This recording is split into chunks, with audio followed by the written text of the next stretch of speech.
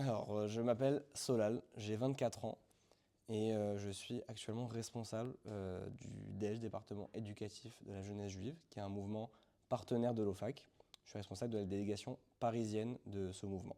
J'ai fait un diplôme d'ingénieur en robotique et dans l'animation, j'ai commencé à animer, j'avais 16 ans. J'ai fait un premier séjour sans BAFA et j'ai passé mon BAFA avant mon deuxième séjour avec l'OFAC. Après, j'ai continué mon approfondissement avec l'OFAC. J'ai formé pour l'OFAC plusieurs formations, formation générale, formation BAFA approfondissement, et j'ai fini par passer mon BFD, formation générale et perfectionnement avec l'OFAC. Je suis 100% OFAC. J'ai été stagiaire aussi à l'OFAC pendant quelques mois, pendant la préparation des BAFA de juin. C'était une super expérience.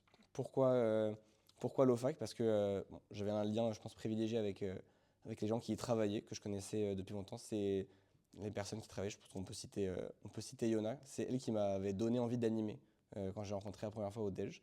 Et du coup, dans son parcours à l'OFAC, ça m'a donné envie de continuer avec elle. Et je continue pourquoi l'OFAC? Parce que je pense que c'est pareil pour beaucoup de jeunes de la communauté. C'est que c'est l'organisme qui permet en fait que les mouvements de jeunesse juifs aient un pied dans le cadre légal de l'animation et de la direction en centre de vacances. Et donc c'était tout tracé, je pense, pour respecter mes valeurs juives, de travailler, que de passer mes formations à l'OFAC. Si on est un minimum, en tout cas si on est touché, impliqué par les valeurs éducatives des centres de vacances, c'est le trajet tout tracé. Prendre de plus en plus de responsabilités, essayer de cette fois diriger et de soumettre, en tout cas de proposer les valeurs qu'on souhaite transmettre aux jeunes. Le BFD, c'est le meilleur moyen justement de les mettre en application, notamment à travers le projet pédagogique, et les manières dont on va diriger et gérer tout un séjour. Relation privilégiée avec l'OFAC aussi, de proximité de locaux, puisque travaillant au DEJ, on est amené à se voir et à se croiser tous les jours. Donc je pense que le lien, il est beaucoup plus que professionnel et cordial, c'est vraiment un lien profond d'amitié. Je pense que l'OFAC est vraiment, comme j'ai dit tout à l'heure, le point de relation entre le cadre légal des ACM et la communauté juive, et qu'il a un rôle qui est primordial. Et pour peut-être anticiper un peu ce que vous allez me dire après, mais je pense que c'est pas à l'OFAC de changer quelque chose, c'est au mouvement en fait de se rendre compte à quel point l'OFAC est primordial et à quel point ils doivent travailler main dans la main avec eux pour justement continuer à pouvoir organiser leur séjour de vacances. Moi j'estime que l'OFAC remplit parfaitement son rôle actuellement et que bon, il y a toujours des manières d'améliorer, mais en tout cas la ligne de conduite principale elle est là et il faut juste que on prenne conscience en fait du travail qu'ils font et et de l'importance qu'ils ont et de l'essentialité qu'ils ont dans les mouvements de jeunesse et autres.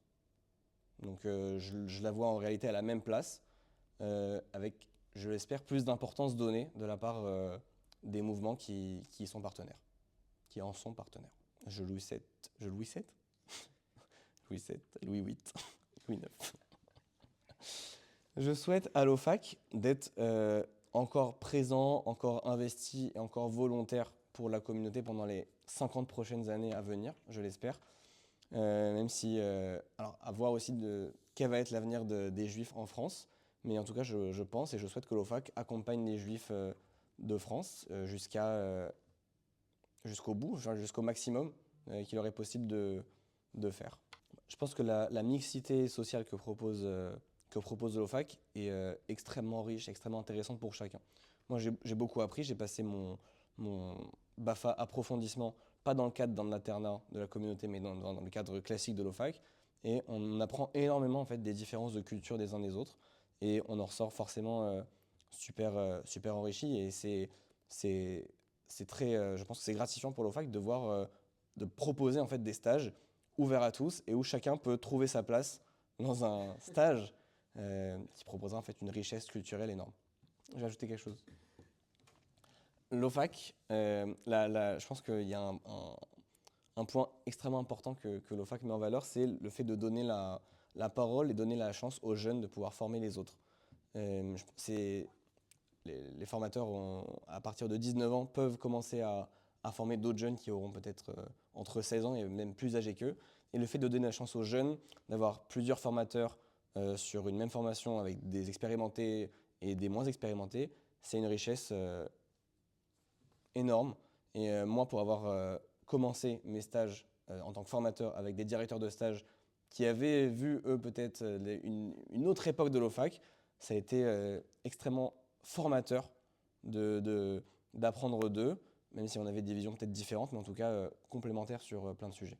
La tolérance, l'ouverture d'esprit et la bienveillance envers tout le monde. L'éducation populaire, bravo. Bravo à l'OFAC pour l'éducation populaire. Bravo à l'OFAC de mettre en valeur ces jeunes. Ça, c'est une valeur incroyable. Merci. Merci à l'OFAC de m'avoir... Je pense que l'OFAC a eu un impact non négligeable sur la personne que je suis aujourd'hui. Donc vraiment, merci pour tout.